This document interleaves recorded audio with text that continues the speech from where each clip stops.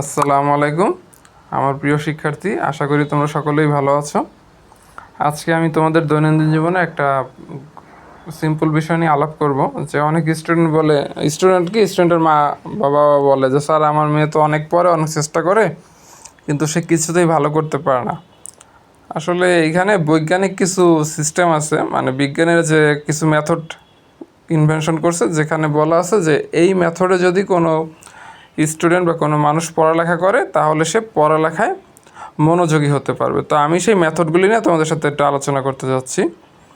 1 নম্বরে হচ্ছে যে তোমাকে পর্যাপ্ত ঘুমাতে হবে। একটা মানুষের দৈনন্দিন সুস্থতার জন্য 7 থেকে 8 ঘন্টা ঘুম থাকা দরকার।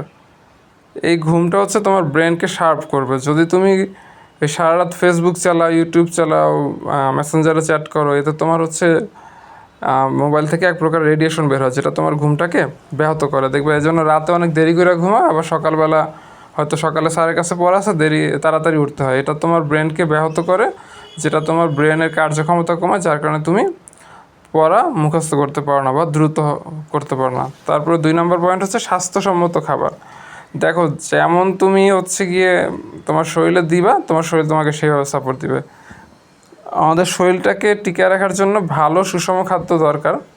খাবার যদি তোমার ভালো হয়, অবশ্যই তোমার শরীর ভালো থাকবে। ভালো থাকলে সেখানে হচ্ছে গিয়ে তুমি ভালো কাজ করতে পারবা।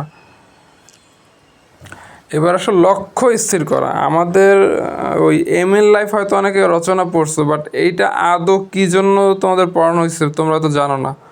আমাদের জীবনে ক্লাসে তো আমি প্রায় জিজ্ঞাসা করলে আমার স্টুডেন্টরা কখনো বলতে পারে না তাদের লক্ষ্য কী। ওই বাপ মা বলে তাই। তো এইখানে তোমাদের বলতে হবে আসলে তোমরা কী জন্য হচ্ছে পড়ালেখা করতে চাচ্ছ, বা কেন, তোমাদের লক্ষ্যটা কী।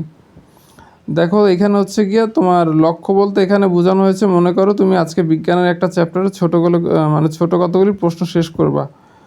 তো এভাবে পড়লে মুখস্থ হবে না, শেষ পর্যন্ত রেজাল্টে কিছু মাথায় ঢোকে না, কিছু মনে নাই।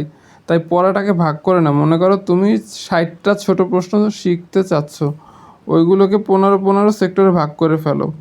এই 15টা কিছুক্ষণ পর পর আরেকটা সাবজেক্ট পড়ার পর 15টা 60টা ছোট প্রশ্ন শেখার কঠোর স্থির লক্ষ্য করে ফেলো। নিজের সাথে কঠোর প্রতিজ্ঞা করে নাও। মানে থিমটা হচ্ছে যে তোমার একটা লক্ষ্য থাকতে হবে। ব্রেনকে তুমি বুঝাবা যে আজকে আমি 5টা প্রশ্নের উত্তর মুখস্থ করবো, বা আজকে আমি 5টা প্রশ্ন বুঝবো, বা 5টা অঙ্ক আমি করবো। এটা তোমার ব্রেনকে তোমার নিজেকে বুঝাইতে হবে। তারপর হচ্ছে টেবিলে বসে পড়া। দেখো, তোমরা শুনবা যে প্রাইভেট কোম্পানি, বিশেষ করে ব্যাংকে ভালো রেজাল্টধারী ছেলে মেয়েদের নেই। কারণ কি?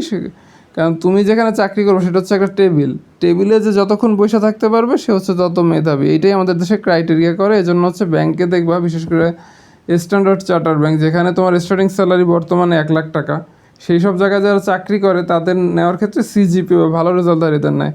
কারণ টেবিলে তুমি বসে থাকতে পারলে কাজ বেশি করতে পারবে। এখন হচ্ছে টেবিলে তোমার পড়তে ইচ্ছা করে না, তুমি টেবিলে হাত পাঁচ তুমি তুমি টেবিলে চেয়ারে বসে থাকো, সামনে কোনো বই খাতা নিয়ে বসে থাকো, কোনো মোবাইল রাখবে না। দেখবা তোমার ব্রেন যখন কোনো কাজ পায় না, তখন আলটিমেটলি বলবে ঠিক আছে আমি একটু পড়ি, বা বইটার উল্টাবা।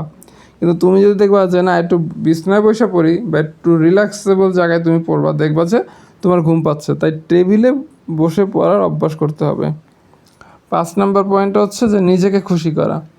নিজেকে খুশি করা যে তুমি হচ্ছে কি আজকে একটা টার্গেট নিবা যে আমি 15টা প্রশ্ন মুখস্থ করবো। তো 15টা প্রশ্ন মুখস্থ করলে আজকে আমি হচ্ছে কি আমার ফেভারিট চকলেটটা খাবো, বা আমি আজকে আমার ফেভারিট গল্পের বইটা পড়বো, বা আজকে আমি হচ্ছে গিয়া, মানে এটা হচ্ছে জাস্ট নিজেকে পুরস্কৃত করা। নিজের যে একটা স্থির লক্ষ্য থাকবে সেটা যদি যখন তুমি পূরণ করতে পারবা, তুমি নিজেকে পুরস্কৃত করবা। এটা তোমার ব্রেন তোমাকে সাপোর্ট দিবে, তাহলে পড়া দ্রুত মুখস্থ হবে। এই ক্ষেত্রে আব্বু আম্মু হেল্প করতে পারে তোমাকে। এখন হচ্ছে পড়ায় বিরতি। একটা জিনিস মনে রাখবা যে আধা ঘন্টা পর পর একটা ছোট্ট বিরতি নিবা। এই বিরতি নিতে গিয়ে যেন আবার মোবাইল ধরো, আর মোবাইল ধরলে গিয়ে যেন সারাদিনটা নষ্ট না হয়, সেদিকে খেয়াল রাখবা। 5-6 মিনিট বা 10 মিনিটের একটা বিরতি নাও, তখন একটু পানি খাও, হাঁটাহাঁটি করো, বডিটা একটু রিল্যাক্স লাগবে। তারপরে হচ্ছে ডিসিপ্লিন বা শৃঙ্খলবদ্ধ রুটিন। তোমাকে একটা রুটিন বানিয়ে নিতে হবে যে আমি আজকে এই সাবজেক্টের পরে এইটা পড়বো, এটার পরে এইটা পড়বো। রুটিনটা হচ্ছে তোমাকে একটা ফরম্যাটে নিয়ে আসবে, যেটা হচ্ছে তোমার পড়ালেখা মুখস্থ করাতে সহায়তা করবে।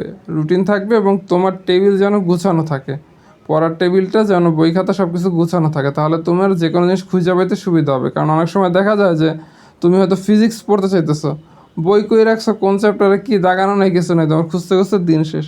তাই পড়ালেখা করার ক্ষেত্রে অবশ্যই তোমাকে সাজানো গোছানো হইতে হবে। তো আশা করি তোমরা এটা বাস্তব লাইফে প্র্যাকটিস করবা এবং এর থেকে কিছুটা হলেও উপকার পাবা।